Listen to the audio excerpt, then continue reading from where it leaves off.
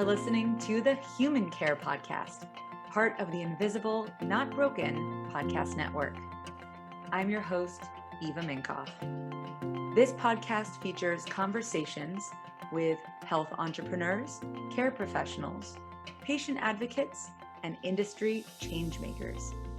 What do they all have in common? The mission to humanize healthcare. In every episode, we offer unique stories paired with education, actionable tips, tricks, and takeaways, all to help you better navigate healthcare and transform it into human care.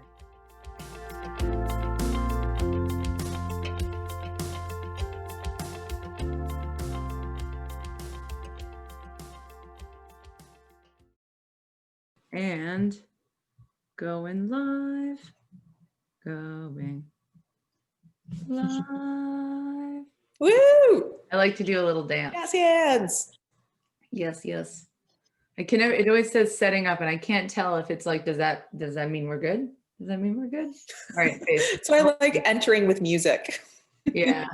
You deserve music upon entry. Absolutely. All right. Well, Human Care does publish with some music, but I feel like you need a full orchestra, which I don't have at my disposal. Maybe iTunes will help us out next time. Yes. Okay. So, oh my, I've been waiting to do this episode with you for a long time. So I'm very excited right now. I'm on my bouncy ball, bouncing with excitement. I'm bouncing with excitement too, not on a ball on the inside. All right, so I'll get started. Today, my guest is Lisa Pachence, and before I read her bio, I want to make something very clear. I love all my guests. I make it a point of pride to not only bring on people that I find really interesting, but that I also greatly admire. But you're about to engage in a conversation between me and one of my absolute favorite humans, hands down. Like love and family stuff aside, Lisa is top of my list when it comes to the spectacular people I've had the pleasure of knowing. And lucky for me, I've had this pleasure with her as both my life coach and my friend. And now I'll read her official bio. But after that, I'll also give my little rendition. Lisa is an executive life coach and career consultant for big-hearted, high-achieving women who crave extraordinary lives without the exhaustion, something I can definitely attest to. As an elite coach for coaches, entrepreneurs, and leaders, Lisa brings deep insights, practical tactics, and masterful partnership to enact transformative life and business changes. Those are some powerful words, like, damn. And I'd like to say that basically Lisa is a badass coach for badass people. And if they aren't badass yet, she'll bring the badass out of them. Hell yeah. Or just use a lot of curse words to elicit laughter. Oh yeah. Always. I do it constantly. So now my turn to quickly elaborate on why I love you, her, Lisa Pachence. My coach, Lisa, provides me with endless space and support for vulnerability and growth every time I see her. Literally every session, I have experienced some sort of breakthrough.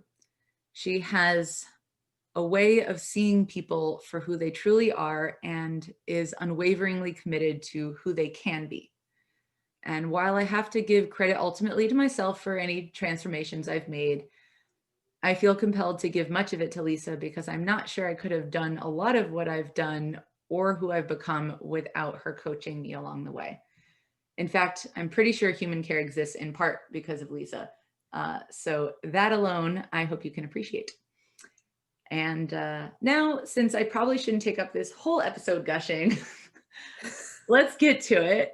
Lisa, thanks so much for being on the Human Care Podcast today. Oh, I'm so happy to be doing this with you. As soon as you launched the podcast and started talking about who you wanted to be on the show, I think I raised my hand. I was like, can I do it? Can I do it?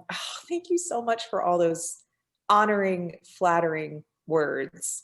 I think I have a lady crush on you in your life just as much as you do on the space that I provide, because you're so dynamic. The things that you stand for, this podcast itself is a tribute to how big and bold your heart is. So it's really my honor and my pleasure to be here. Thank you so much. No, and we haven't even done acknowledgements yet. Maybe later. But yeah, so let's start with a snapshot of your story with chronic pain, how it led to coaching, and where you are today. Yes, I'll try to keep it in a snapshot. So I was a high performing athlete for most of my younger years, starting at about 11, 12 years old. I was playing travel soccer, was on a state champion team, then regional champions, then national champions. We traveled all over the country, the world, et cetera, et cetera. So by the time I hit college, my body had built up years of overusage injuries. And when I graduated from college, I started experiencing some pretty intense body pains, mostly in my back. And it actually went unresolved for about 10 years after that, into my late 20s. And what was most frustrating about that entire experience was that there was no one diagnosis. There was no one solution. There was no one person that I could go to who could give me what I needed. And that's when I really started to understand that the healthcare system was in a very black-white mentality, problem fix. And there was a lot of emphasis on how to kind of patch me up and get me back to my life, but not a lot of interest in getting to the root of the issue and starting to explore what that is, to really link arms with me, to have me linking arms with my body. A lot of the psychological implications of what was going on in my body also were overlooked. Like, how was I being with my body? I was very depressed in a lot of my 20s because I felt like I was in constant pain, taking constant medication. I had to limit my walking, limit my workouts. There were years when I couldn't work out at all. It was pretty intense. So I finally found a hodgepodge of things that worked for me. And, eventually I'm here today. I still have back pain, but it's not nearly what it used to be.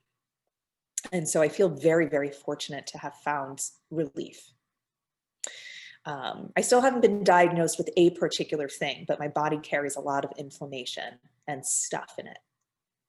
But what I find really interesting, and what I want to highlight here and in this podcast, is the transition from this body breakdown and betrayal that I experienced in my life to getting to this other side of forming a new relationship with my body, like a transformed way of seeing myself and the hurt and the pain that I was carrying for decades. And now that I'm a coach, I can really take a look at what this means for me and what my body was telling me and how I was relating to my body and how I was really seeing it as a betrayal, that my body, which had been so powerful and so strong and so reliable for so many years, all of a sudden broke down. And it was like, having transportation for forever, and then all of a sudden it wasn't there. It was broken down and no one was there to fix it. For people who live in Manhattan or in the cities, to have public transportation all of a sudden just taken away from you, that's a big deal. And you get really mad and frustrated and annoyed. Why isn't my subway here anymore? I can't walk 75 blocks. So you know, it actually was a gift to me in many ways. I probably wouldn't have become a coach if it wasn't for the fact that I required so much mental and physical support and detective work to get to the heart of the issue. So much so that I became fascinated with how people transform their relationships to themselves, to their emotions, and really have a grown-ass adult experience in life and in their careers. I hope that was a snapshot. That was a long snapshot. That was great. I just wanted to add that because you kind of said it there quickly, the grown ass. Like I think one of my favorite things that you've ever told me was that I should look to be grown ass woman, or that was my identity at the time, what I was going for. And I loved it because it just fit with my personality really well. But it was like a little cheeky, but I don't know if you remember when we stepped into that, but it was good. Anyway, I was actually wondering if you could tell us about a moment when you were really present to that breakdown and that betrayal. Like, what did that look like for you at the time? Oh man, I'd say that it was when I had my surgery. I had surgery on my left hip. Interestingly, my hips and my back were quite problematic in my 20s, but it was really my back issues that created my hip issues. And I remember sitting in the hospital for special surgery in New York, great hospital. I had like one of the best surgeons in the world giving me hip surgery. I was very, very lucky. And I remember speaking to the surgeon, who was absolutely lovely.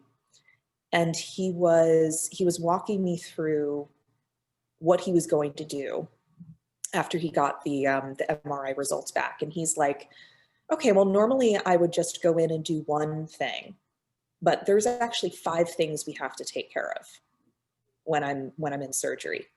Are you okay with that? And I just started bawling, because this was the story that I had been telling myself, that it was never simple. It was never straightforward. There was always something overly complex. I was always blindsided.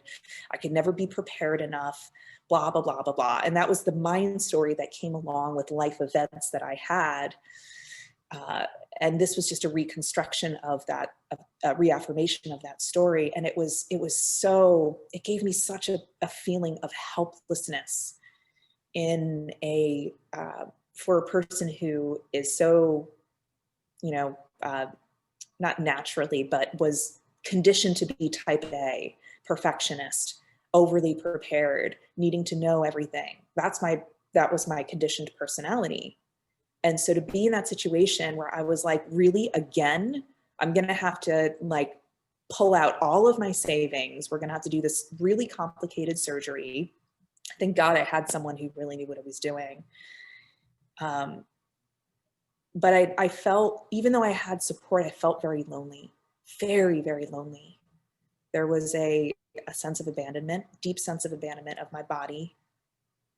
And I think part of the interesting thing about my condition, if you would call it that, is that there was no diagnosis, so I couldn't find a group of people who knew exactly what I was going through.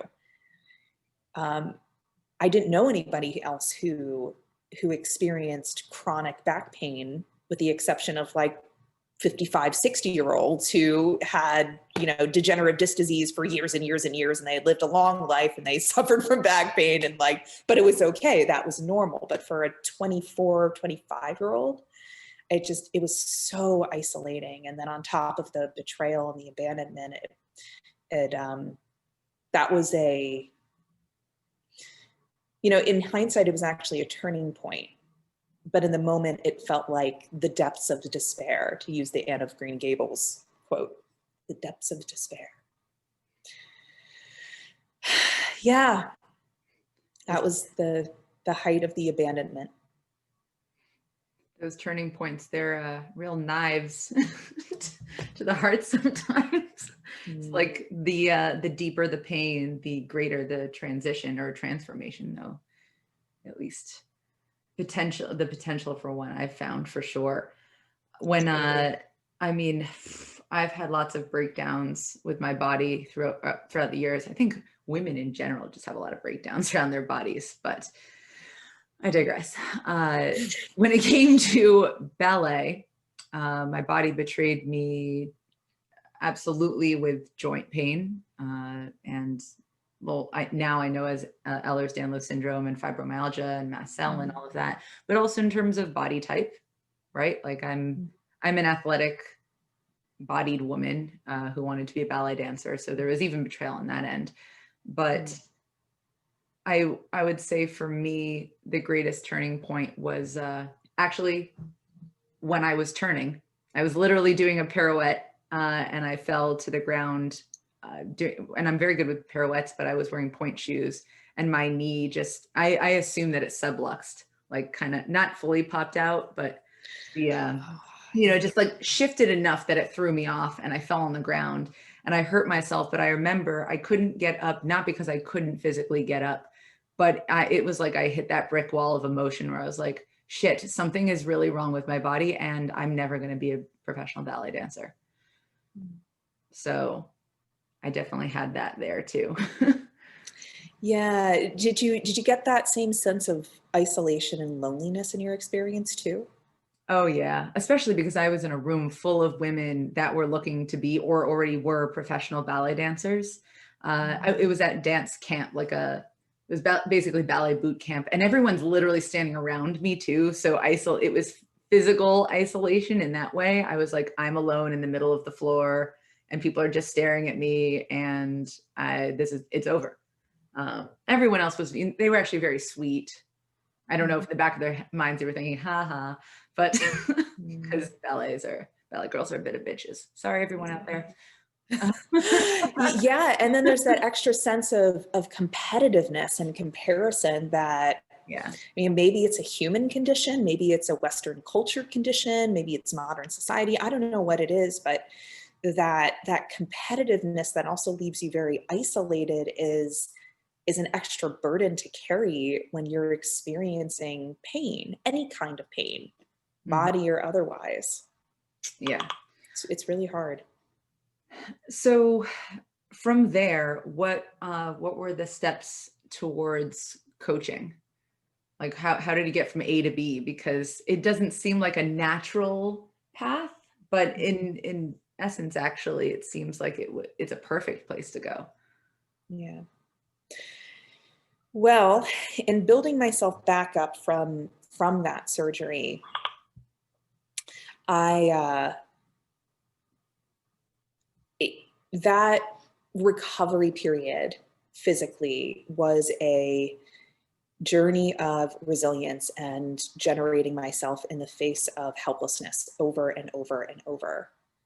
And I still kept bumping up against glass walls of my own making. At the time that I got my surgery, I was working for a small startup company and I outgrew it. I wanted to go somewhere else. I wanted to work in corporate. I wanted to be promoted and be director of something and do good and all of that stuff, but I didn't feel like I could handle it physically and emotionally. And so I started to get more interested and aware of different communities of support. And I actually ended up getting a job in that time frame of about 2 to 3 years with with Northwestern Mutual, which is a really big financial services and insurance company, and I was heading up their recruiting department in Manhattan. So it was a great job, and I didn't feel equipped at all. I felt very emotionally drained most of the time. And some of it was from those years of feeling helpless. And that was just my mind's state. Because of feeling helpless with my body, I was helpless in other areas in my life. I firmly believe that the way we are in one area is the way we are in every area of our lives to some extent. And so in starting this job with Northwestern Mutual, I'm like, I need help. I need someone to help me learn how to be an adult with my emotions and get through a day and be promoted and have this great career, because I can't do it by myself. Like, I couldn't figure out for the life of me how other people were able to be grown-ass adults, and I couldn't. It was a mystery to me. It's one of the things that I'm writing about in my book, is demystifying emotional resilience and how to be a grown-ass adult in a world that keeps people stuck in their 5-year-old selves. I'll talk about that later. But I ended up meeting a coach in my networking at Northwestern Mutual, and I'm like, she seems cool. Sure, I'll try this out. And she was amazing, by the way. This woman is Christine Sachs. You can tag her in the Facebook video too. She was my first coach. I ended up coaching with her for 4 years. Even through the coach training program, she was still my coach. And I coached with her after I graduated. She's now a master certified coach and works within a company. And in working with her, it was foundationally transformative. I became aware of an entire world of personal development that I didn't even know existed.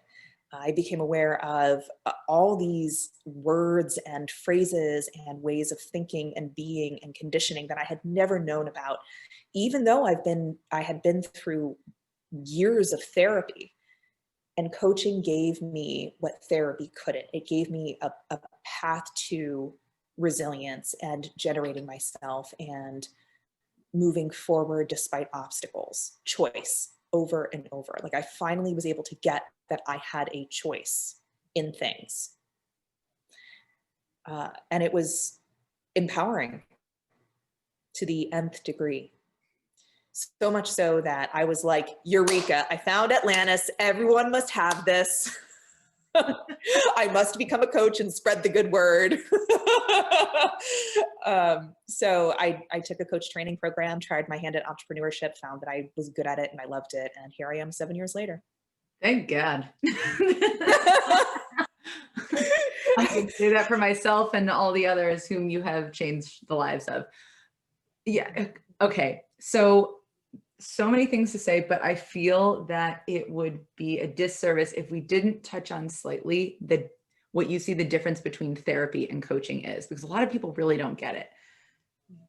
So yeah, I'd love to hear your take between the two. Yeah, do you want to go first and then I'll? Yeah, sure. So generally speaking, I think that, and I love both and I do both. That therapy is much more about focusing on the past and understanding the past. And then coaching, while it may take that into consideration, is more about the present and thinking about the future. And a coach is, actually, this should have been obvious, but for some reason it wasn't for me. A life coach is just like an athletic coach, where they're someone who instructs you in what to do or gives you advice and will literally show you things if need be, but generally they're there as your cheerleader and support. A therapist doesn't do that. They're there to let you talk, maybe guide you in the right direction a bit, and then, sorry, that's like really simplifying therapy there, but those are my two overarching ways of differentiating between the two. What do you think? I love hearing other people's interpretations, because it always gives me a new way of being able to explain it, especially, I mean, like, you know, the difference because you've been doing both for a while. And I like that analogy of a life coach is like your soccer coach, and your therapist is like your physical therapist or your doctor. They're the person that, like, when you get broken down and have to look at your structures and what's going on in the past and how to get back on the field, they're the person to go to. The coach is the one to go, okay, where are we going? What skills do you need? And how can we elicit your own greatness and capitalize on your own strengths? Where on the field might you be playing? Where are you best? Where are you going? What's your vision 1 year from now? Is it to win this game or get stronger or form relationships? The one thing I want to highlight is I also love and do both therapy and coaching. I think that you can never have enough of either, because therapy is like building the depths of relationship with your past self. Therapy is usually almost always in the past. How is your past self? What is that like? What's your relationship to her? What's it been with your parents? What's your self-talk from the past that gets in the way of your future? And coaching is all about present to future. So it's like with therapy, the spotlight is going backwards. Coaching, the spotlight's going forwards. That's a good way to put it, a spotlight, because it's not that we don't talk about the past in coaching, but it's infrequent. It's more like, this is what we believe to be true. Now let's disregard it and see what else we can make. But it's good to have as maybe possibly a reference point. Right, right. And oftentimes when we are conditioned in a particular way from our family and our friends and our upbringing and our location and environment, we don't realize that that isn't everyone's experience. That's not every story everywhere. So we take it to be true and we carry those stories everywhere thinking this is the way that it has to be. This is the way that I absolutely am and I can't ever change. And it subconsciously limits our forward progress. And so in coaching, I love doing the detective work and seeing the connections and going, oh, it's that thing, it's that belief that I took from my dad or my mom that's getting in the way of this particular project or this leadership skill. It's that belief about myself that I had formed in the past. That's what I need to change. And it's not true. Look at all the other places in my life where I'm not that way. Okay, great. I can now shift that and move forward and create something different. I forget the genesis of your question.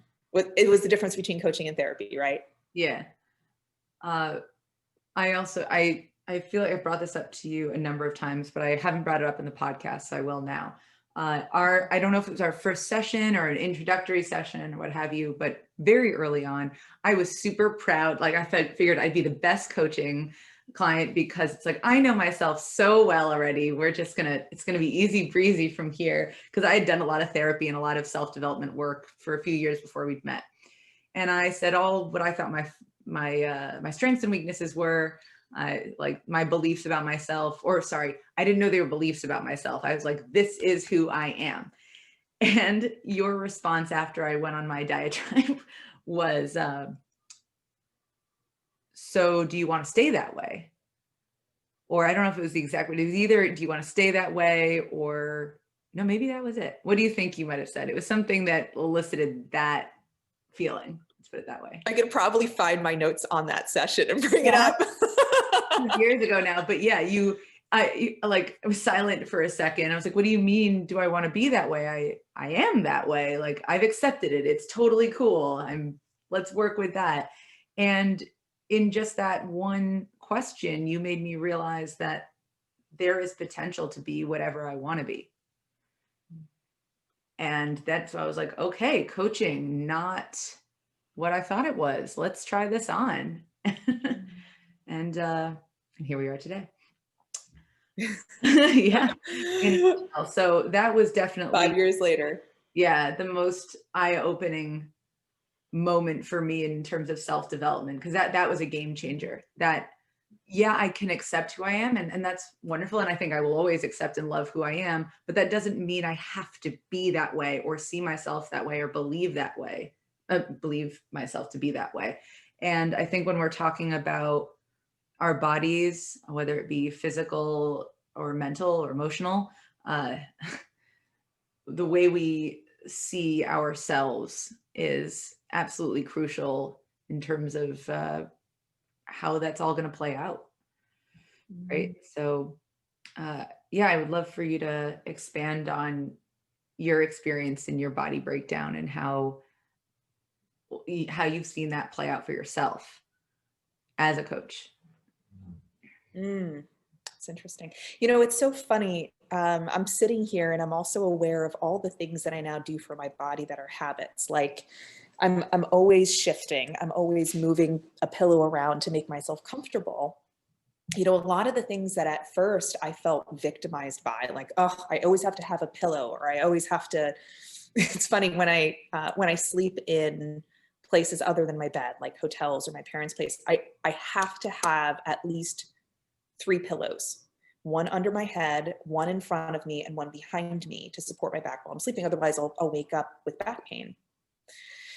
things that I was victimized by before now become just oh, like, it's just what my body asks for and requests, just like, please hold the salt, or no gluten in my food, things that people just naturally ask for in other places, but we don't think about it when it comes to our bodies for some reason.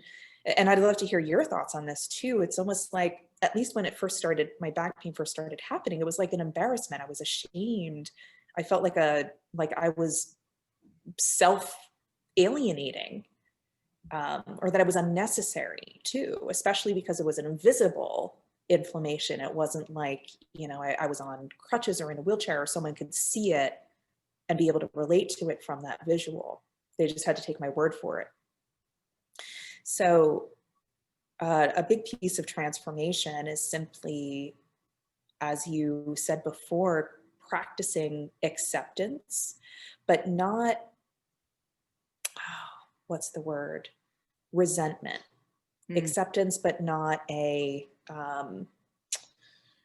resignation. That's the word, not a resignation. It's more like, okay, I accept that my body is requesting this constantly. Like, it's a constant request. It needs support, it needs support, it needs support. I can relate to it differently.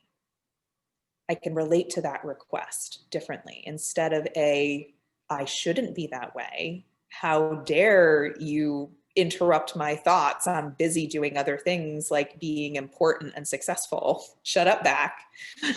Instead, I'm like, oh yes, you poor thing. Thank you so much for letting me know. I'm so sorry. I ignored you. I didn't move your pillow.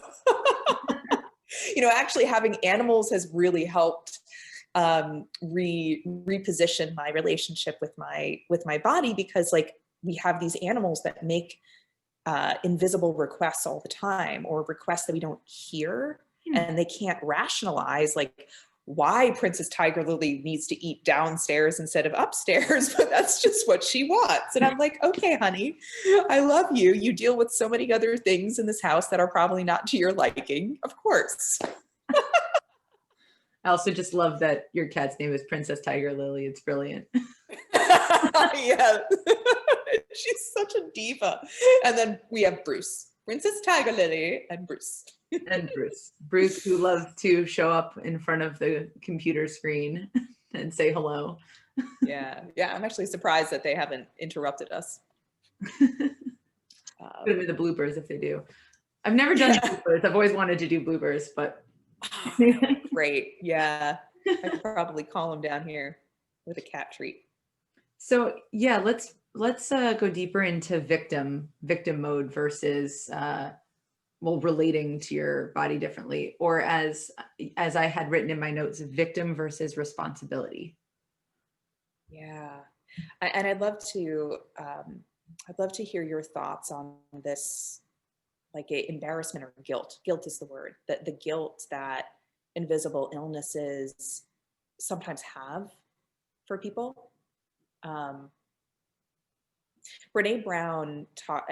You've read Brene Brown, right? Oh yeah, big fan. You might have introduced me to her, actually. Guilty. Speaking of guilt, she talks about the difference between shame and guilt quite often, and how guilt, I'm paraphrasing, is about I've done a bad thing. Guilt is I've done a bad thing. Shame is I am a bad thing. And guilt actually isn't totally disempowering. Sometimes guilt can actually be a compass that says, oh, I'm not being true to my values. Like I said something that hurt someone and I didn't apologize. I feel guilty. Oh, it's because I need to apologize. So it can actually be an empowering direction. Shame is the emotion that is often very destructive, self-destructive. And I forget where I was going with this. Oh, so guilt. I find that guilt oftentimes pops up quite a bit for people with chronic illnesses. And then shame oftentimes is like the is like the backhoe. You Mhm. know, guilt plows the road, and then shame is like, yeah, let's fill this in with all sorts of bad shit about yourself. This is the time when you get to be crappy to yourself for years and years. And that road is paved over and over again. Yeah, that's pretty spot on. So let's see, for guilt. So guilt, I'm trying to think of it in the constructive and unconstructive. Is that the word? Unconstructive way? Whatever. Yeah, let's roll with it. Be helpful in the not so helpful way. So when it comes to my pain and symptoms for me, I have guilt around not being able to do things that I wish I could do or should in some realm be able to do, and therefore ask people to help me with them. And I have guilt around that because I feel like I shouldn't be doing that. It isn't what I would like to do in the general sense. However, it can teach me two things. It can teach me, one, to relate to myself as someone who is just being good to themselves and being like, it's the right thing for you to do, to rest in this way and maybe not go grab a big load of bags when someone else offered to do it. I don't know. Or it could also have me reflect on how I interact with those people that are helping me. Like, is there a way that I can make them feel that they're doing me a huge service so that they feel like they're giving rather than doing a chore for me or being a burden to them? So not exactly sure how I frame this either, but I guess there's like a positive and a negative way I could look at it. Yeah. When it comes to the shame, shame really comes about when I think about my loss of power. So something that I actually can't remember if we mentioned or we just talked about beforehand, but you said that safety was how you embodied well, your body, like how you thought of your body before it's the chronic back pain came around. And for me, it was power. I felt that my body was really powerful and it enabled me to do powerful things, both physically and just out in my life in general. Like I felt like a powerful human being because I could kick really high and do pirouettes and perform in front of thousands of people. And then when my body betrayed me and it's led to me not being a dancer, and then subsequently now it's just in pain all the time, right? Like it's more than just not being able to dance, it's just sometimes not even being able to have a normal day. The shame comes with not being who I know I could be, and therefore I just maybe as my coach you could help me word this properly, but I feel sorry for myself. And then I feel annoyed with myself for being sorry for myself because I'm still powerful in so many ways. So it's that vicious cycle of like, you suck and now you suck because you think you suck. Yeah, it's the compound interest of judgment.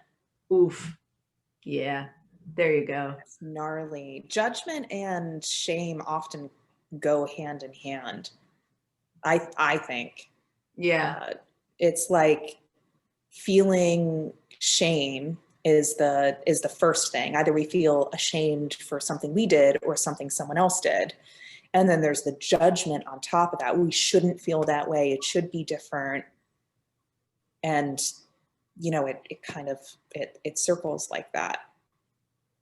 But it's such a gnarly, vicious cycle to be in this place of should and helplessness and I wish it weren't that way and judgment and like over and over again, that powerlessness.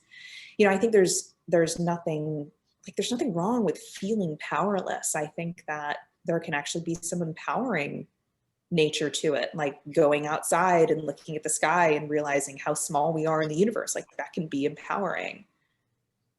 I think that the danger to speak to what you're talking about is when we judge the powerlessness. Like who are we being about the powerlessness that can either move us forward or create acceptance, or it can dig us a hole of being mean to ourselves. wishing we were somewhere or something else. You know, if I am, let's say, looking at your life as a ballerina, you know, powerlessness might not be a bad thing. It could, you know, we could shift the perspective to take a look at the amazingness of being a ballerina at all. Like, for anyone to get that far and be that strong and be that like beacon of grace on a stage is unbelievable.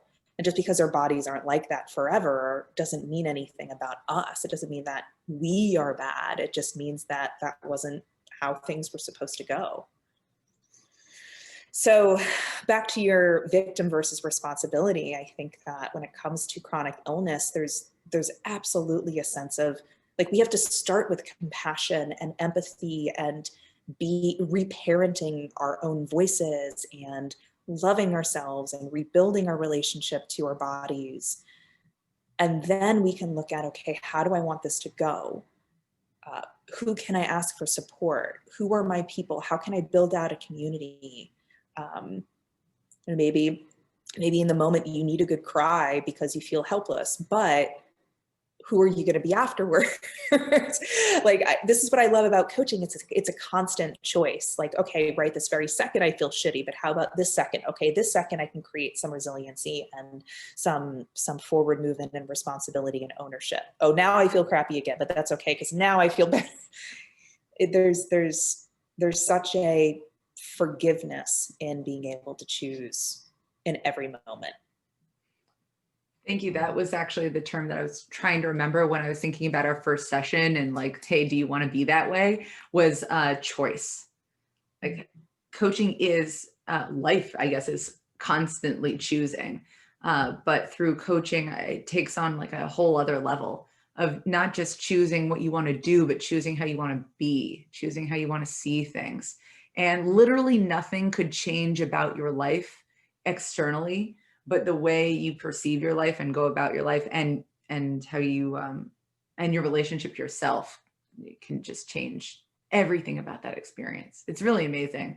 I thought of this story once. I heard of a guy who saw a coach because he was a janitor at a school, and he hated his job. He hated the kids. He felt he had a lot of shame around his job. And then he decided to speak to a coach so that he could, maybe it was a career coach, I'm not sure, but a coach very much like yourself in the approach. Mm-hmm. And after working with them, he decided to stay being a janitor and not change anything about his life, but instead see his work as an act of service and enjoying all the little things that come with it, like building relationships with the students, making sure that everything was squeaky clean so that they could learn in the best environment. And so his life was drastically shifted by nothing physical actually shifting. Wow. Oh, that's such a great story. Love it. I think about it a lot. Like, nothing actually, because I'm someone who loves to change and loves to make things. I love shiny objects, right? I got shiny object syndrome like no other. But that story, I have to remind myself maybe more often because it really grounds me that nothing actually needs to change for me to see this differently and be differently about it. Preach. Let's use that phrase, that line is the introduction to this podcast episode. Literally nothing in our lives could change besides our perception, and then everything changes. I think that's a Wayne Dyer quote. When you change the way you look at the world changes. I don't know, but I believe you. I will look it up afterwards. I promise I didn't read that from anything, but generous. Yeah, that's the gist. Also, that the other thing that I like to preach, I guess, is that we don't necessarily have control over what happens to us. In fact, I think a lot of the time we don't. But we technically have 100% control over how we respond to things. And I like to say this, and Lisa, you can back me up here, both personally and as my coach. I definitely don't respond ideally a lot of the time. And I think that also the little little asterisk next to this is that I don't think we have necessarily control over our immediate response, right? Like literally how you react to something possibly in the moment, like an emotion or an expression or whatever, or pain even, but like immediately after that initial reaction, then you have a choice as to how you're going to respond. You and I dealt with some personal stuff on my end recently where like I was really struggling with how I was responding to something, like working my ass off on responding differently to it. And you've been really helpful there. So thank you. But yeah, I always like to bring that up to people and be vulnerable about it. Like, I'm not saying it's easy, but it's very empowering to know that we do have a choice in how we respond. Like, we do have that ability to look at things differently and decide how we're going to go about it. It just takes a ton of practice and it never stops being difficult, I think. Oh yeah, 100%. And it's always my honor to support you. Always, always, always. I do subscribe to that line of thinking that we don't have 100% control over our emotions or over our fight, flight, or freeze response. I actually think that those things need to stay. And in the school of thought that I was raised in coaching, our survival mechanism and our coping mechanism and our defense mechanism is there for a reason. It's a survival. It's the way of surviving. So we need to keep it around just in case something happens, like your health insurance policy, just in case something happens. And it's not always useful in every circumstance. So the ability to see above your reaction, it's like the Dalai Lama talks about how between the stigma and the response, there's peace. And in that space of peace, that's where we get to be responsible and choose our reaction and our response. So because we only have a certain amount of control over our emotions and over our fight, flight, or freeze for good reason, that's where the practice is. That's where the practice in being able to relate to ourselves differently and respond to different situations and practice. It's a habit just like anything else. Our neurosynapses can change. Neuroplasticity, our brain is plastic and stretchy. It can change, but it takes practice to lift those neurons and create a different groove and a different channel. Just like exercising any new muscle. And it might feel like it's a lot and it takes forever or too long or whatever it is, but ultimately that's how our brains and our bodies are built. I think there's some measure of awe in how we subconsciously create behavioral habits. Oh yeah. And those are so hard to shake, like the behaviors of our reactive behaviors, our survival mechanisms, as you say. But I'm really glad that you elaborated. Survival mechanisms or survival responses are really important. And sometimes we may even want to stick in those or have them stick around, at least for reference point of what makes sense for us in that moment, but then subsequently, I guess, having a choice as to whether or not we want to fully engage in them or shift them or be like, nah, I don't need this, right? Totally. I was talking to a colleague about excellence and about this idea of striving for excellence. So from my survival mechanism, excellence is armor. It's protective. It is preventing me from embarrassing myself, from looking like a schlub. But there's also excellence from essence, excellence from your highest and best. I want what's best for my clients and for the people that I serve. Therefore, I want to strive to be as excellent as I possibly can. So I think that there's some good in survival mechanism, and there's also a way to shoot for the same goal, but from a place that is empowering and has a different story and a different motivation than from a disempowered place. we're using I realize some terminology that I hope resonates with people, but it's very like disempowering or empowering. I mean, people know those words, but what does being empowered or disempowered look like in your way? I'll answer and then you answer. Empowering, if I were to define it,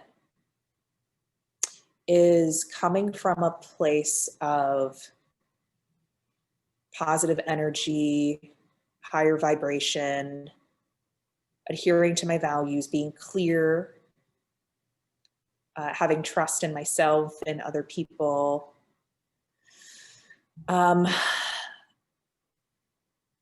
Empowering. There's a sense of ownership when there is empowerment. But it is a mind body, it's like mind body soul. You feel back in the driver's seat again. That's the best way I can describe it. Whereas disempowering, you're like in the passenger seat or in the back seat or in the trunk. Like you do not feel like you're driving. Someone else is driving and there's nothing you can do about it, and it effing sucks. And we have no control over the radio, so we can't even make it a good experience.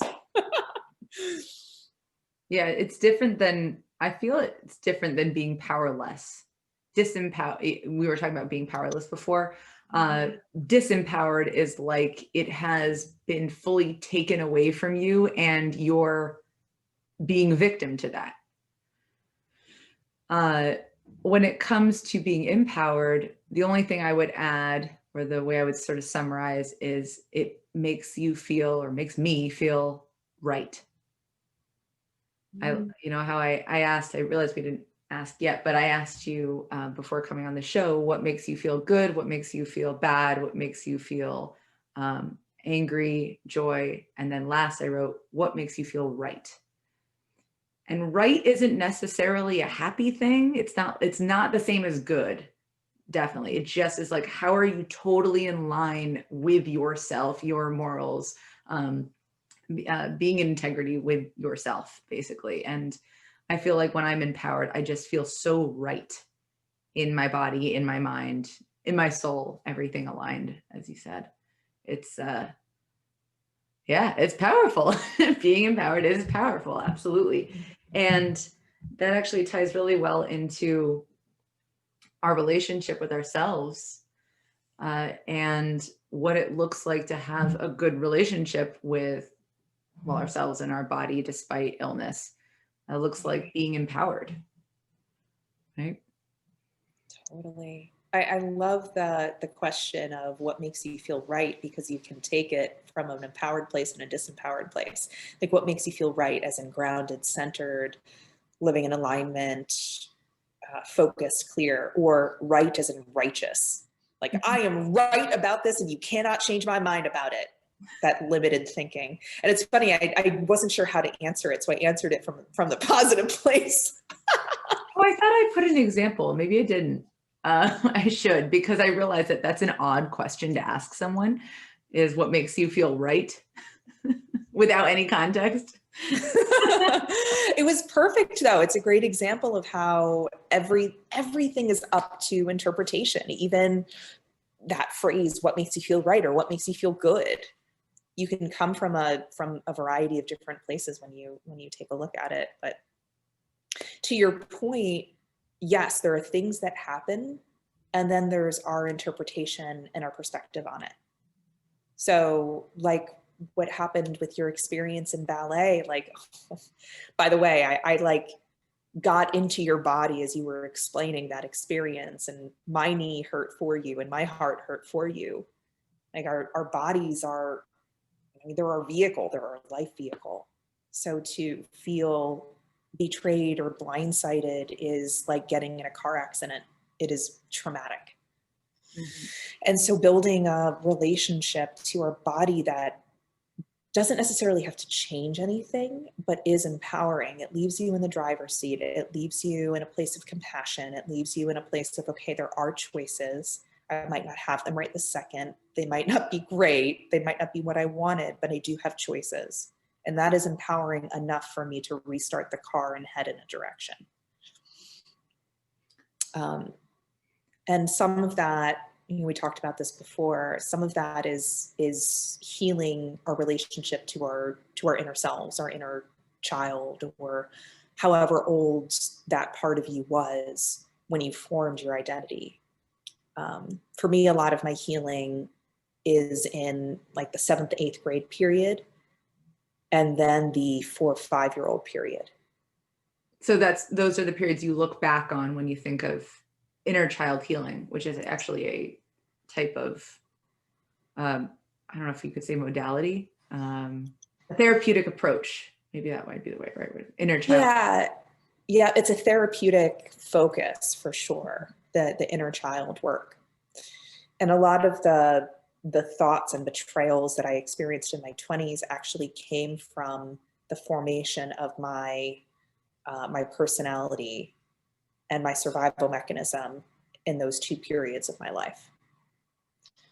So, and I'd love to hear your thoughts on this too. I know we got to start wrapping up, but for me, healing those parts of me, because they were so foundational in having me be disempowered in my life, like those parts of my survival mechanism operated everywhere. They were in the driver's seat. They left me disempowered. Because I healed those relationships to it, because of my body breakdowns, I was able to heal and change and transform a huge area in my life. It's like,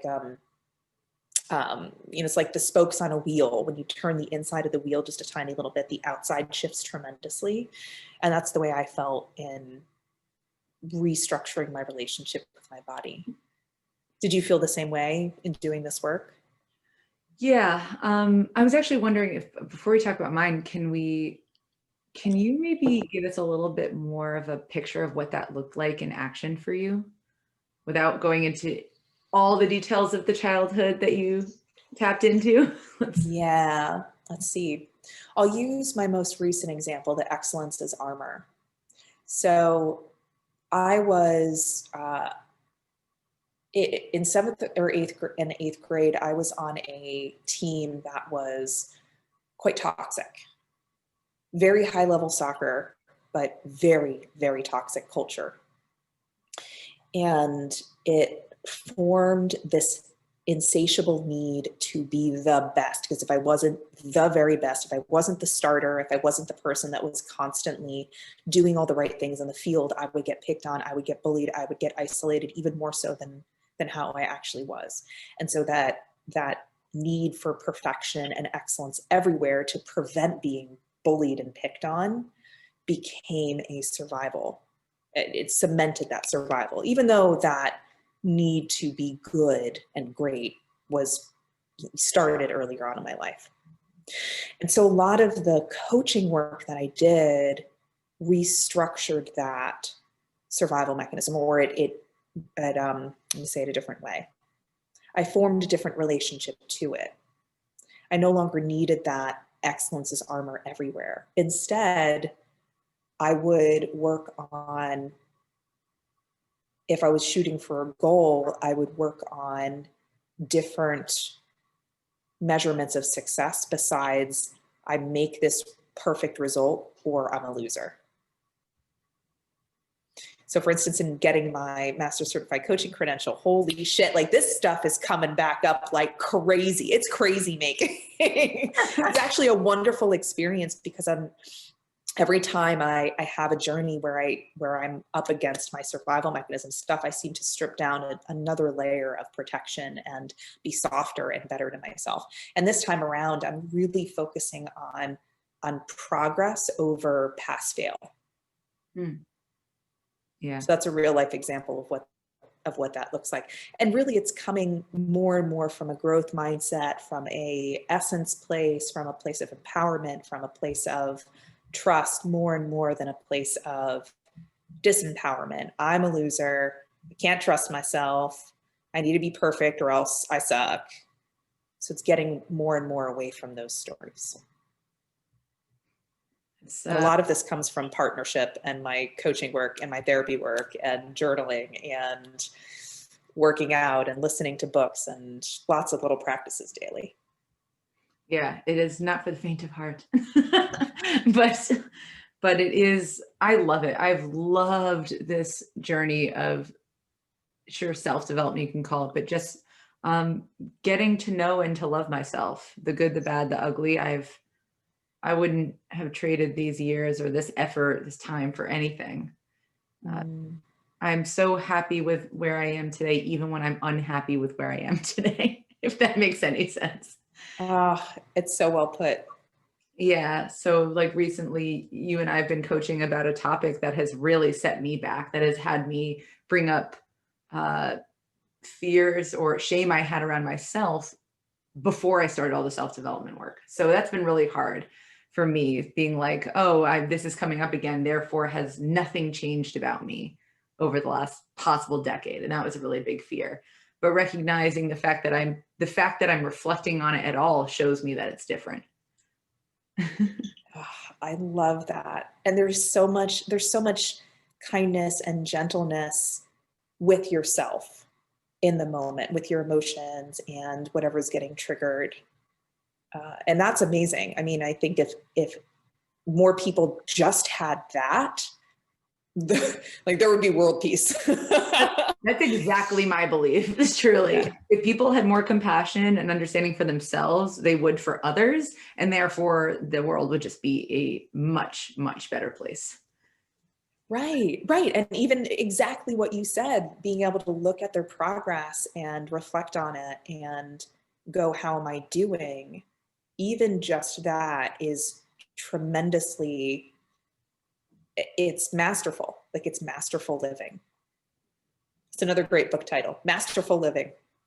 Masterful Living. The Art of the Coach Approach. There it is. That's your book. I really have another book title, but yeah. You just came up with it. So I don't know if I want to go into the whole thing, but let's see. Let's give it a try. For me, my survival mechanism related to ballet, but of course beyond, because it goes with everything, right? Was to stand out and be different. Because when I was 8 years old, I actually did, it's funny, I did a similar thing to what I shared earlier, which was I fell on stage. It was my first time on stage for this company, which, like you with your soccer team, it was you went to this school to train to be a professional. It was a very serious dance school. So I was doing something across the floor and fell. But then I got up and I kept going. And I guess the traumatizing, unfortunately, moment for me wasn't when I fell, but afterwards, when my mom was telling me how proud she was of me for getting up, but she was crying. And the crying told me that I had done something wrong. Even though she was being so wonderful, my poor mom, she did like the best. She was such a good mom in that moment, but because she was crying, I realized that I had done something wrong and I disappointed. And so I decided to take that and create this survival mechanism of, you must stand out and be different, because clearly you being in line with everyone and being in the core of the ballet or whatever was not enough. Like you're not going to win by doing that. You have to stand out. So I absolutely have some sort of a complex where yours was like excellence and perfectionism, and mine is just like, how can I make people notice me for doing something great? And while as you said, with survival mechanisms, there are benefits to that, and it has led to me doing, I think, some pretty great things. Maybe, it's responsible for me starting a podcast. But I've decided to approach it differently, look at it differently, and use my drive to want to stand out in some way for good. And also recognize that if I don't stand out, but I'm providing the service that I intend to, that's what matters.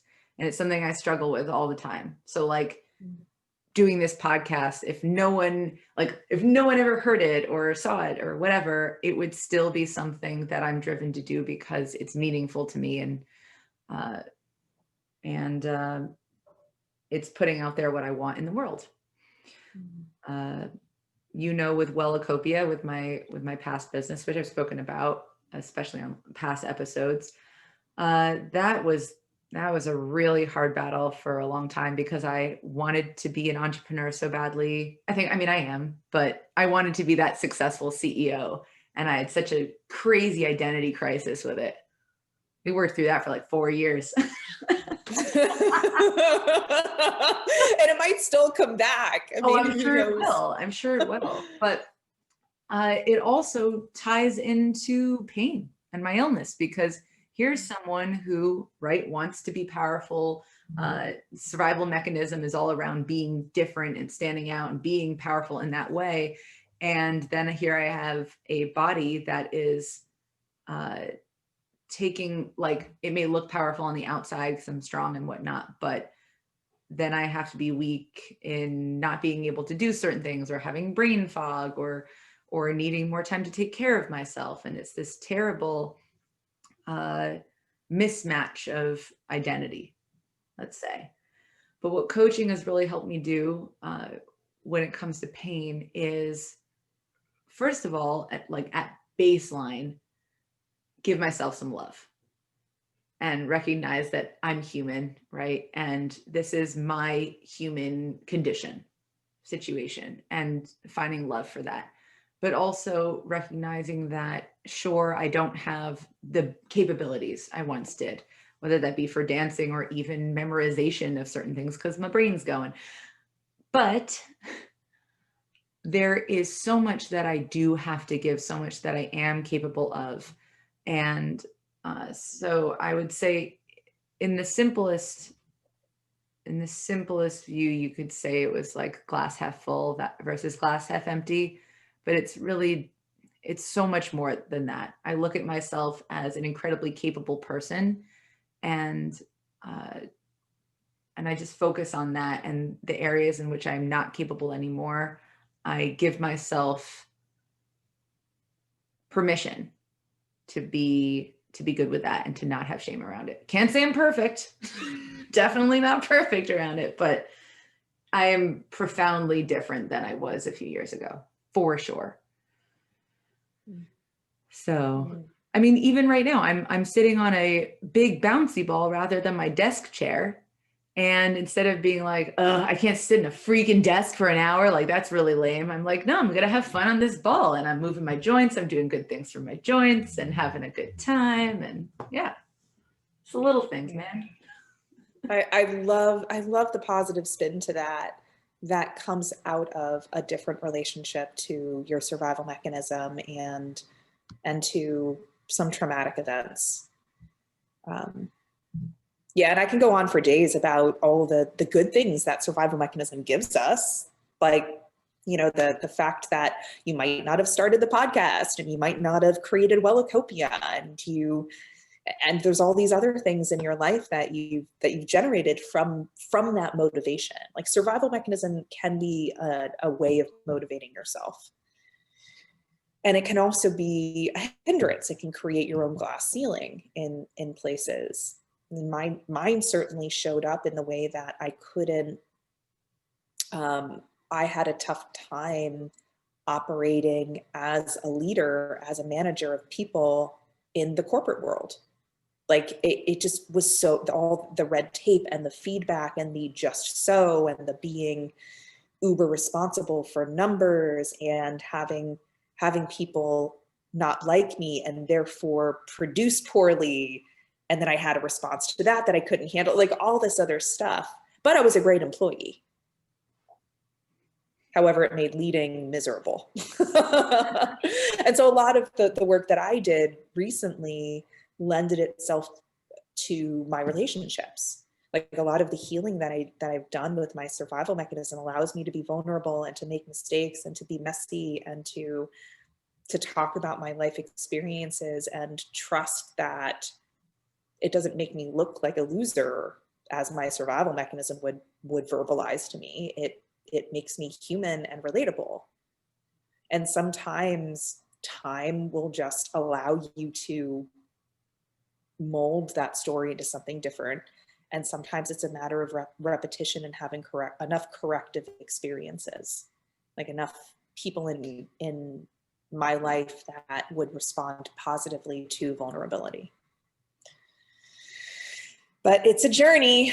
Masterful living The is a approach journey. coach, what was it? The masterful living, The art of the coach approach. yes, someone can take that. Yeah, Yes. that'll be my second book title. There you go. Okay.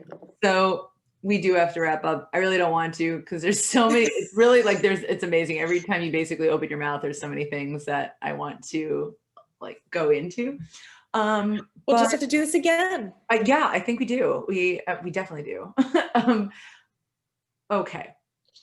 So if I could get from you some consolidated words of wisdom on relationship to self, what do you think you can leave us with today?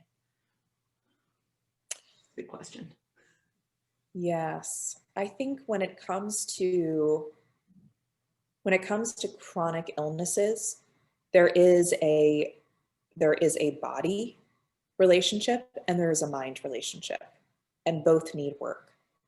The body relationship, of course, needs support and needs love and needs medicine and movement and all sorts of stuff, but the mind needs just as much.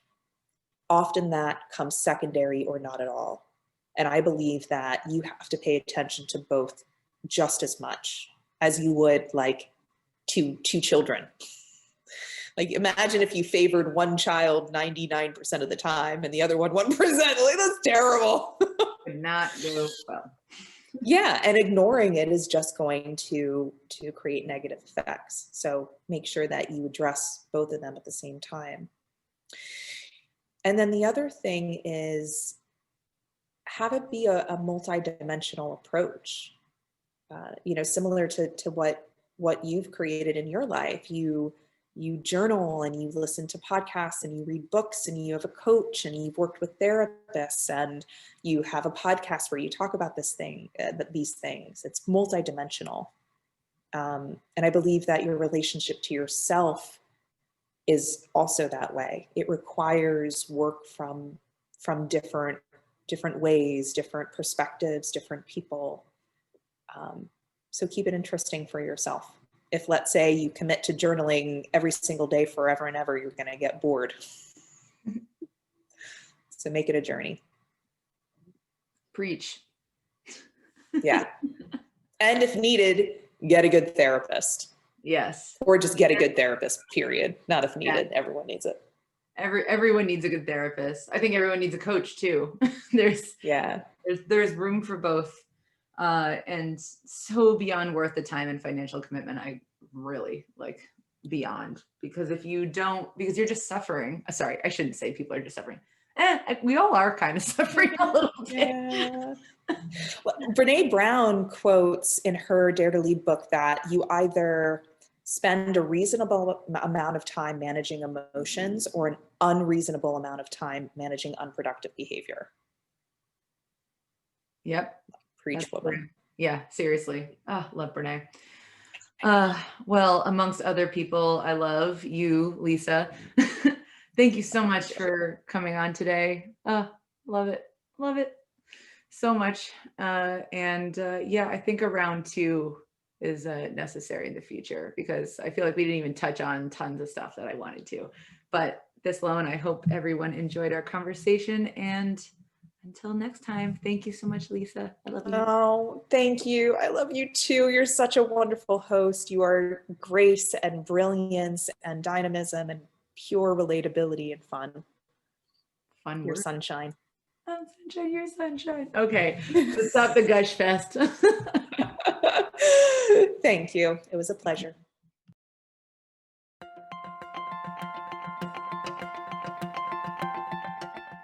The Human Care Podcast is part of the Invisible Not Broken podcast network, a network that includes several chronic illness, disability, and health-related podcasts, including Explicitly Sick, hosted by Monica Michelle, Discomfort Zone, hosted by Jason Herderick, and of course, the original Invisible Not Broken podcast.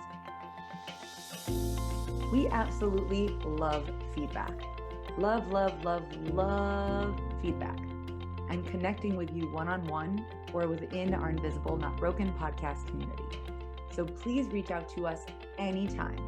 We're open to topics, critique, you name it. This is a podcast created by us for you. You can find information about all of our network podcasts, community, and how to contact us all on invisiblenotbroken.com. You can also find us on social media platforms through the handle Invisible Not Broken and humancare_podcast. That's it, everyone. Thanks for listening and being a part of our mission to transform healthcare into human care.